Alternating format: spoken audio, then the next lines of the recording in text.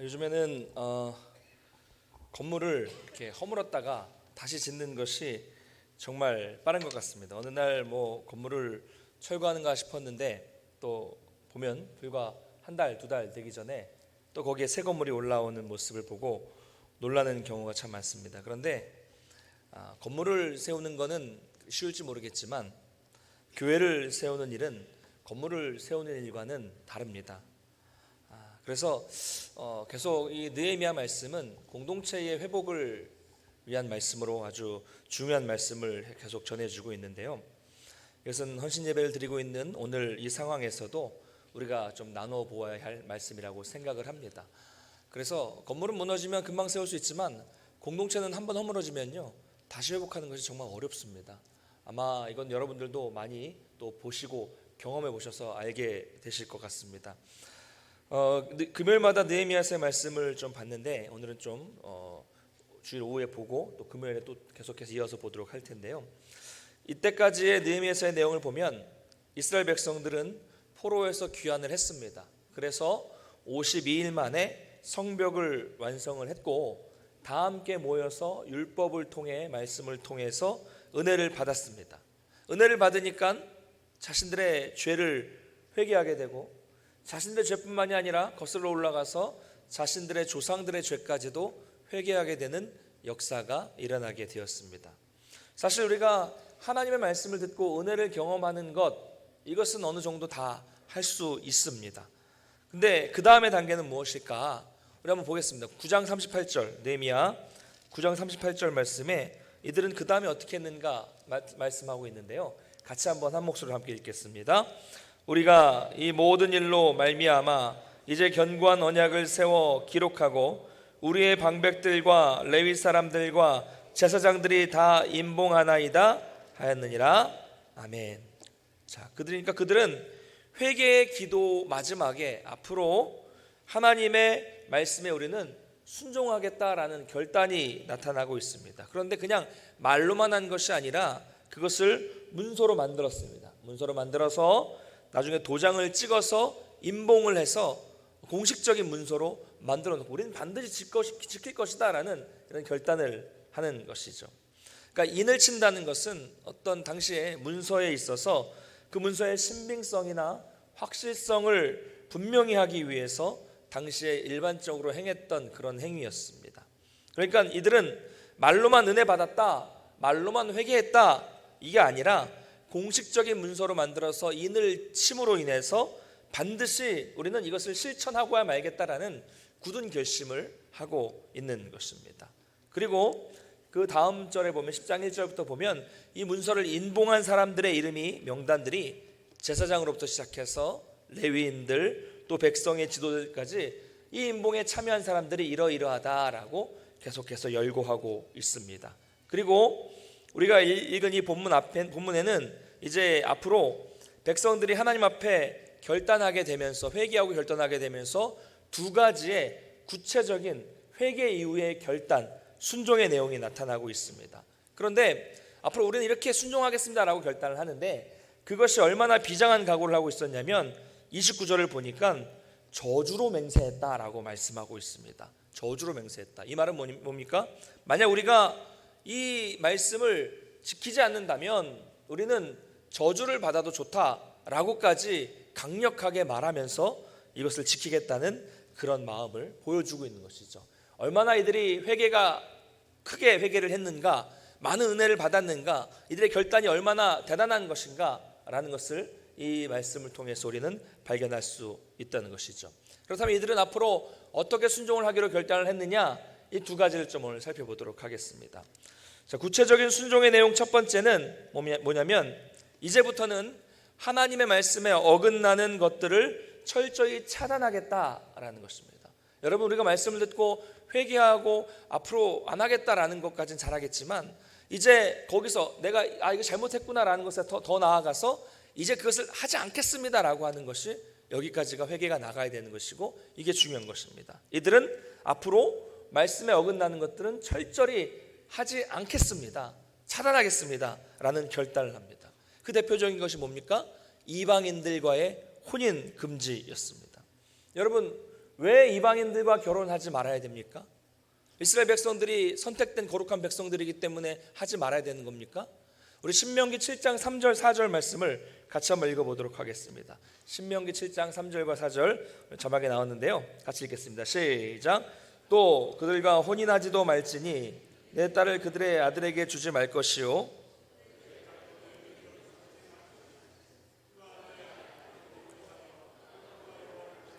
다른 신들을 섬기게 하므로 여호와께서 너희에게 진노하사 갑자기 너희를 멸하실 것임이니라. 아멘.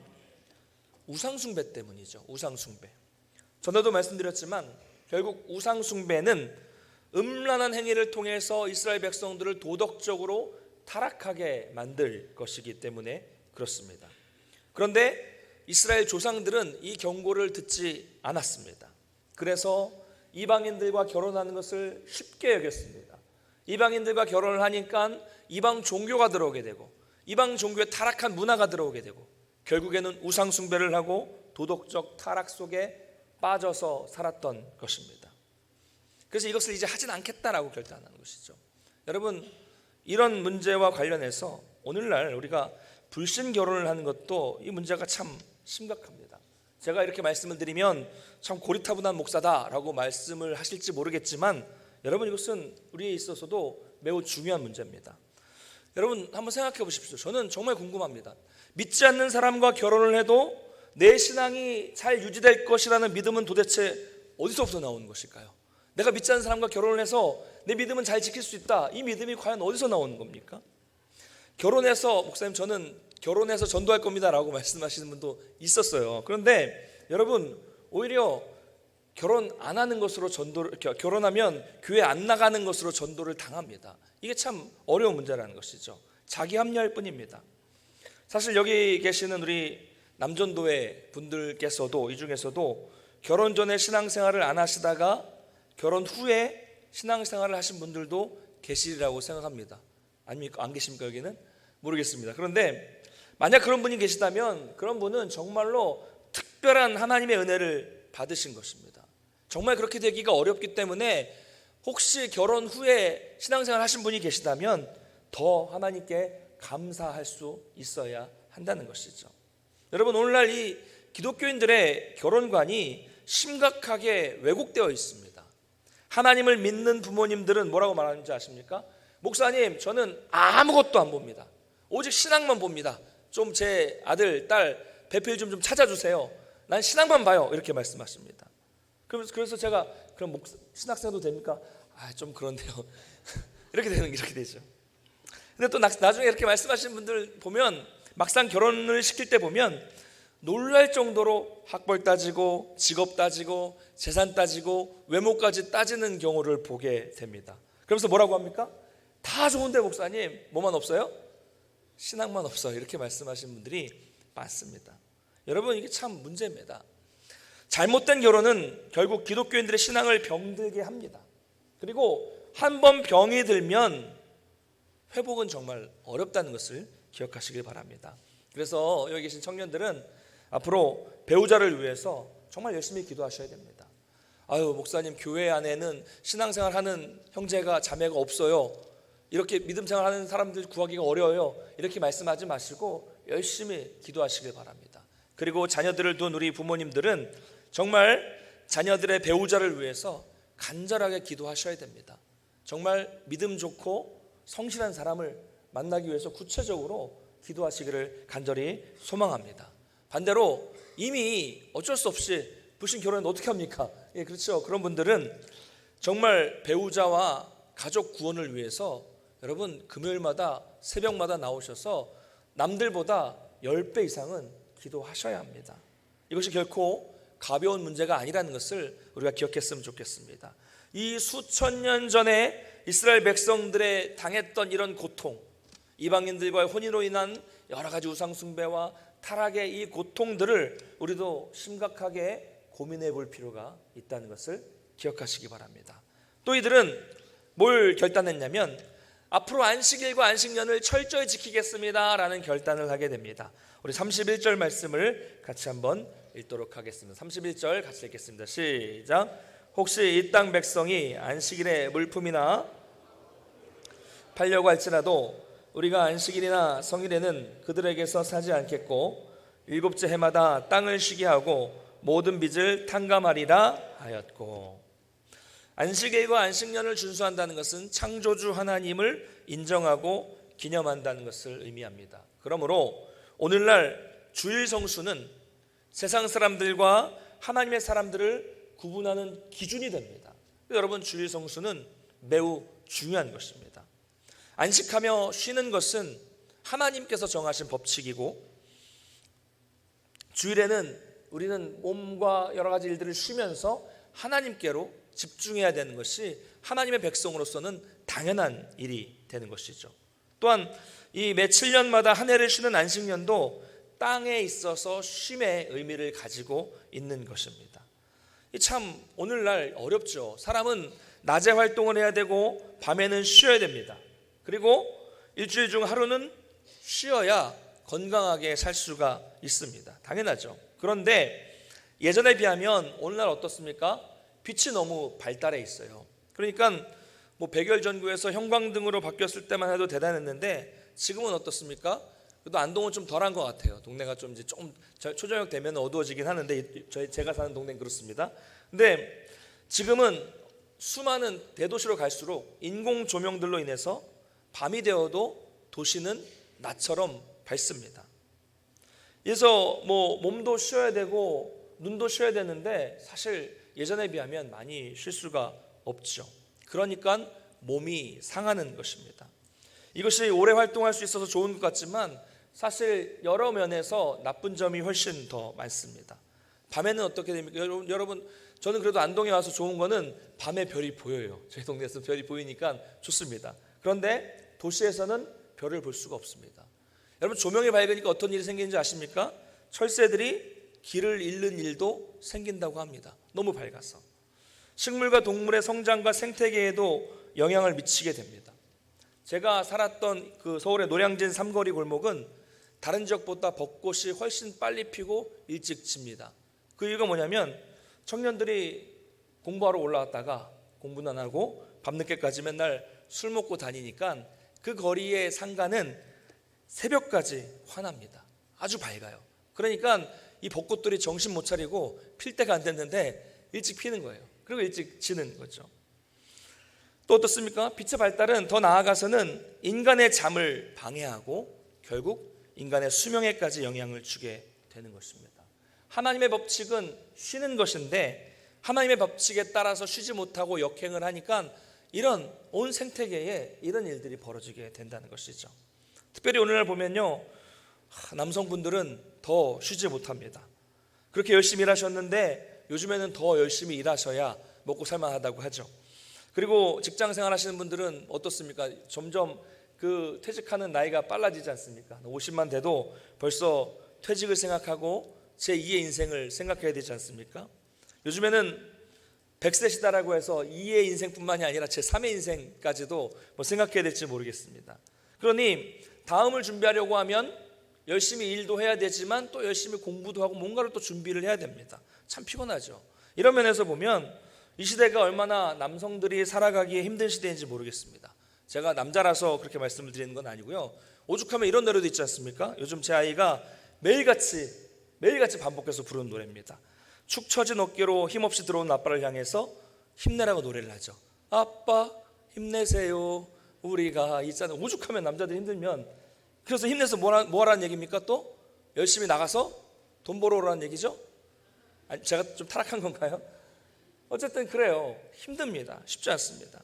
자, 어쨌든 인간은 창조의 법칙대로 쉼이 있어야 됩니다. 쉼, 안식. 그런가 하면 안식년에는요 또 빚진 자들을 탕감해 주게 되어 있습니다. 이게 뭘 의미하는 겁니까? 나도 하나님의 엄청난 용서를 받고 감당할 수 없는 죄의 탕감을 받았다는 것을 기억하라는 것입니다. 나도 그런 탕감을 받았기 때문에 남에게 해 주어야 한다는 것이죠. 여러분, 요즘 우리는 너무나도 각박한 시대를 살고 있습니다. 그렇지만 하나님의 용서를 받은 사람 우리들마저도 용서가 없다면 과연 이 세상엔 어떤 희망이 있겠습니까? 이렇게 이스라엘 백성들은 이방과의 차단과 안식일의 준수를 결단하는 장면이 첫 번째였습니다. 자, 구체적인 두 번째 순종의 내용은 뭐냐면 이제 이들은 하나님의 전을 중요하게 여기겠다라는 그런 결단을 하게 됩니다. 율법의 말씀을 그들이 잊었던 율법의 말씀을 쭉 듣다 보니까 그들은 이제 깨닫게 된 거예요. 그동안 성전을 재건해 놓고서도 아무도 돌보지 않아서 성전이 황폐해졌다는 것을 깨닫게 되었습니다. 근데 여러분, 사실 우리 인간이 성전을, 하나님의 전을 어떻게 대하는지에 따라서 하나님의 영향을 받는 것은 아무것도 없습니다. 그렇죠? 하나님은 인간이 어떻게 할 수 있는 분이 아니기 때문에 성전을 중요하게 여기든 안 중요하게 여기든 하나님은 하나님 자체로 존재하시는 겁니다. 그러나 이렇게 이스라엘 백성들이 이제부터는 하나님의 전을 중요하게 생각하기로 했다는 것은 이제 그들의 마음가짐이 하나님을 어떻게 대하기로 변화되었는가를 보여주는 것입니다. 그래서 그들이 결단한 내용이 나오는데요, 우리 32절과 33절을 보면 먼저 그들은 하나님의 전을 위해서 사용할 수 있도록 성전세를 그동안 안 냈는데 이제는 꾸준히 내겠다라는 결단을 하고요, 그 다음 결단은 뭐냐면 하나님께 제물을 이제는 좀 제대로 드리겠다라는 결단입니다. 그러니까 이제 막 대충 형식적으로 드리는 것이 아니라 모세의 율법대로, 말씀대로 정확하게 정한 대로 드리겠다라는 것이면서 35절과 37절을 보면 첫 열매에 대한 헌물 규정을 말씀하고 있습니다. 우리 같이 한번 읽어보겠습니다. 35절, 36절, 37절 같이 한번 읽겠습니다. 시작. 해마다 우리 토지 소산의 만물과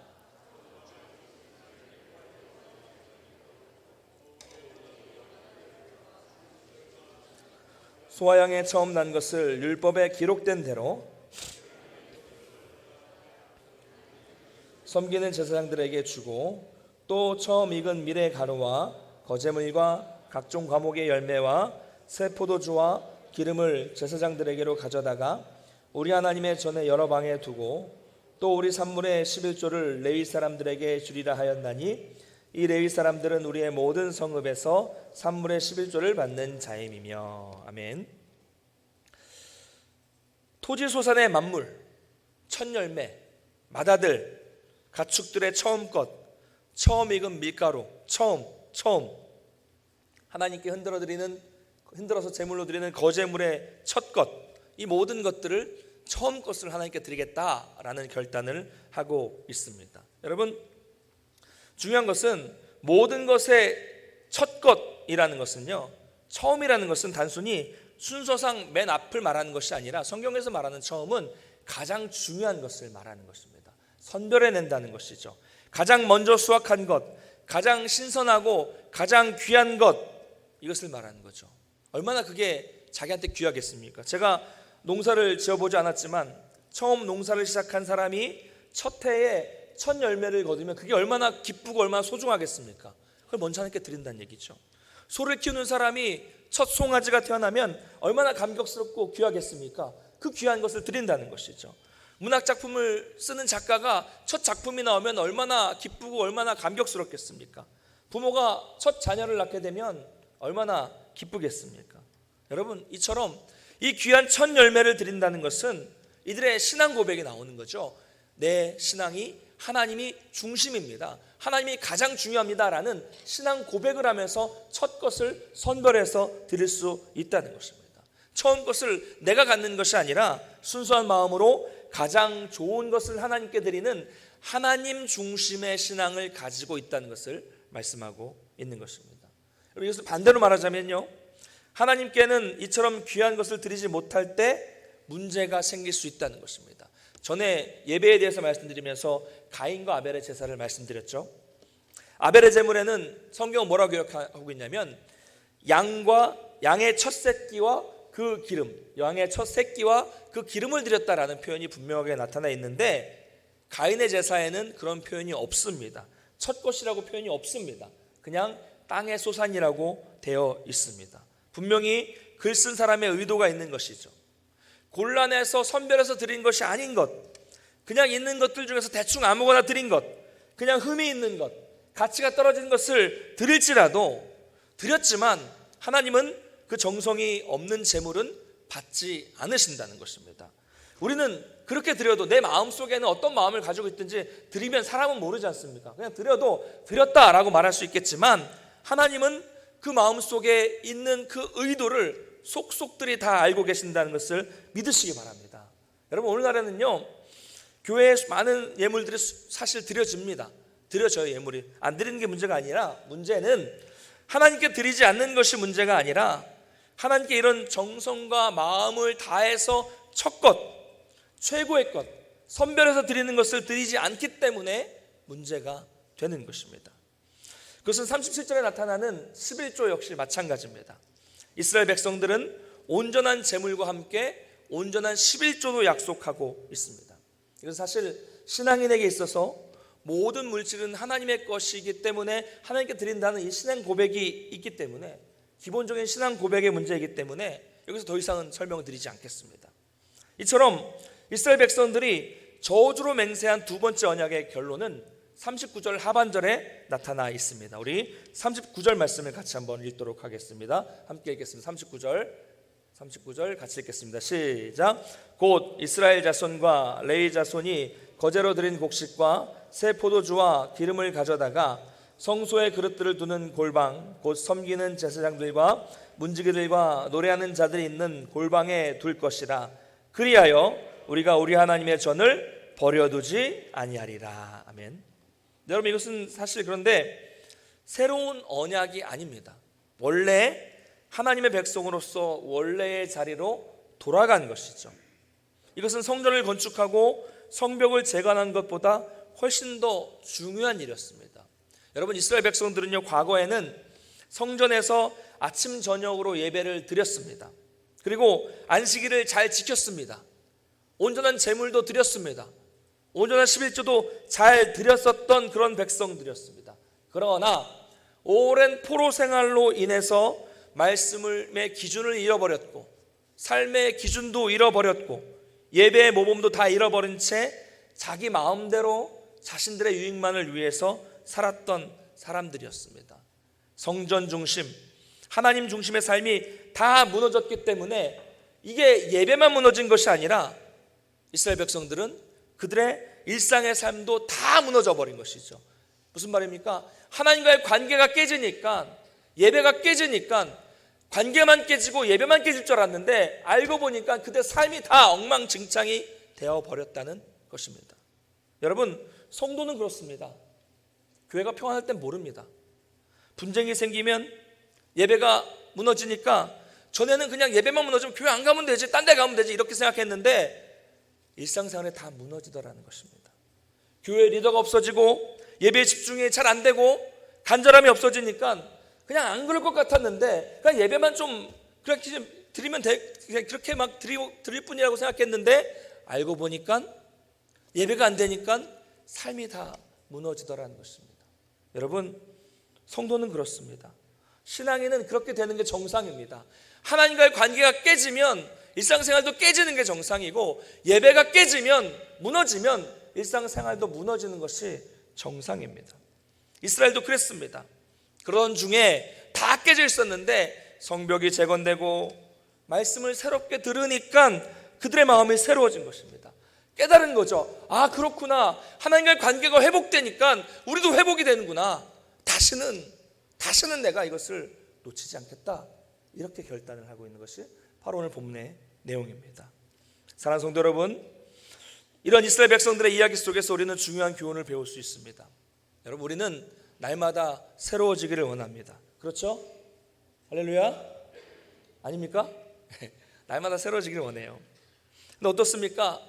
매번 실패하고 매번 넘어지고 약속을 지키지 못하는 우리의 연약함을 깨닫습니다. 전에 교역자 두 분이 다이어트를 하기로 마음을 먹었습니다. 그런데 남자 교역자 두 분이었는데 다이어트가 잘 안 되니까 어떤 방법을 썼냐면 둘이 약속을 했습니다.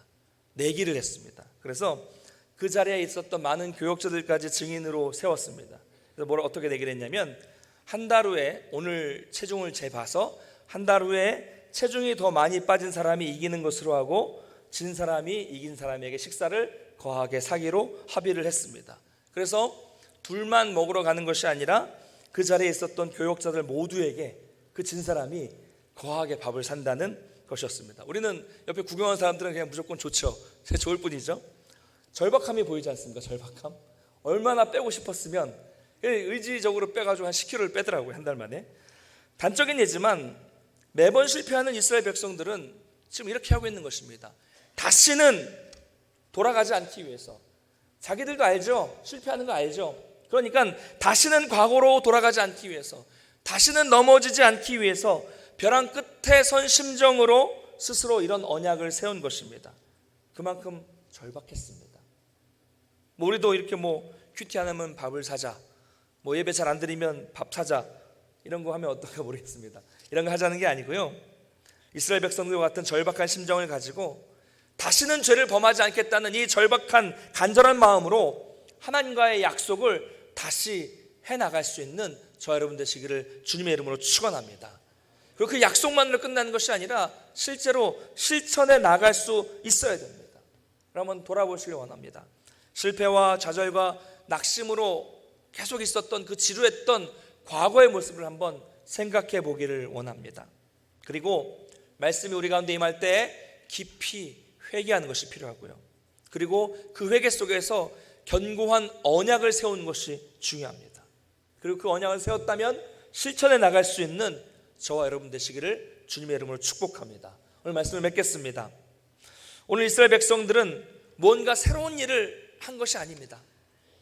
말씀을 다시 보게 되니까, 율법을 다시 꼼꼼하게 점검해 보면서 그 율법에 기록된 대로 잊어버렸던, 그동안 하지 못한 것들을 다시 하겠다고 결단한 것입니다. 주 안에서 사랑하는 성도 여러분, 특별히 오늘 다시 헌신하시는 남전도회 여러분, 우리도 그렇습니다. 우리가 말씀을 몰라서 안 하고 있습니까? 아닙니다. 우리에게 주어진 말씀은 이미 있습니다.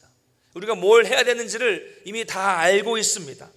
그러나 내 게으름이, 내 영적인 나태함이, 내 욕심이, 내 고집이, 내 죄가, 또 나의 세상을 사랑하는 그 마음이 그것을 막고 있었을 뿐입니다.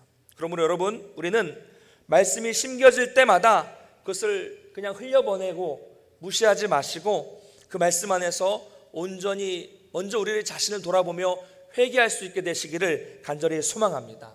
그리고 오늘 본문에 나타나는 이스라엘 백성들처럼 말씀대로 행하겠다고 다시금 하나님 앞에서 결단하는 그런 시간이 되시기를 원합니다. 그래서 실제 삶에서 그 결단한 것들이 나타날 수 있도록 좀 더 힘을 내시기를 간절히 소망합니다. 여러분, 이스라엘 백성들에게 있어서 온전한 회복은 건물의 완성에 있지 않았습니다. 온전한 회복은 온전한 회개와 말씀에 대한 온전한 순종에 있습니다.